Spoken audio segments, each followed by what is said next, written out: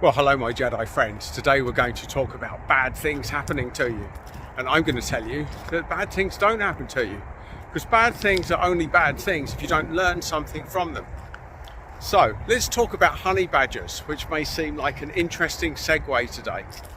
So, in order to prepare them for the life, their mother takes them out for 18 months and helps them to get stung by increasingly poisonous insects or reptiles to build up their immunity and to prepare them for life.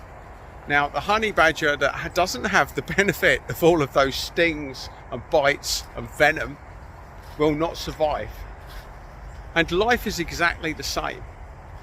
That if it was Silver Spoonville and nothing bad ever happened, then you wouldn't have the resilience to deal with life, especially when it gets tough. So on that basis, bad things are only bad things if you don't learn from them. In the same way that a neutral observer would see the honey badger's parent take them to get bitten by poisonous snakes and think that's not very nice, the same person may look on later in life, say, wow, look at the resilience that badger's got. And why do I use honey badgers? Well, because I think they're brilliant. They're down as the most fearless animal in the animal kingdom, and not because they're an alpha predator, because they really don't give a shit.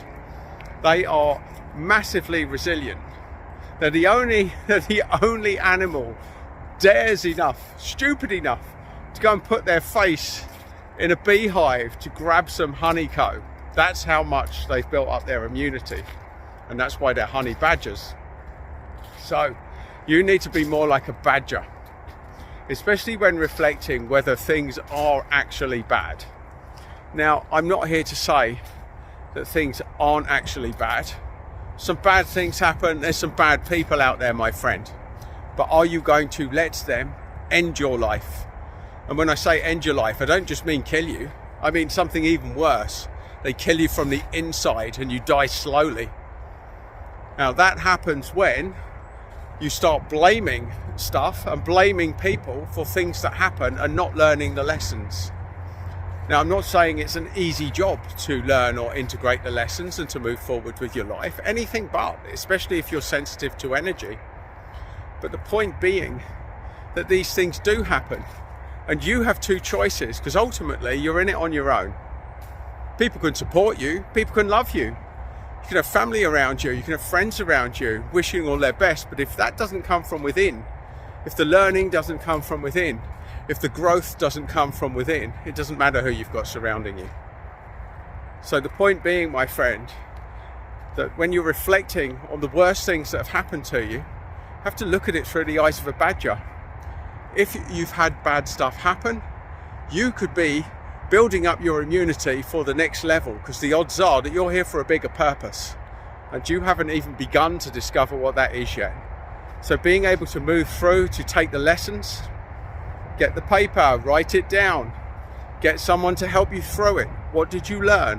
How have you changed? And how is the better version of you going to go forward fearlessly to make sure that that never happens again?